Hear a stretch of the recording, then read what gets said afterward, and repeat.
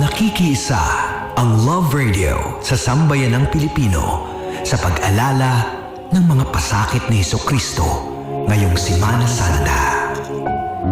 Sapagkat ganito ang pag-ibig ng Diyos sa mga tao sa sanlibutan, ibinigay niya ang kanyang bugtong na anak upang ang sinumang sumasampalataya sa kanya ay hindi mapahamak kundi magkaroon ng buhay na walang hanggan. John 3, verse 16.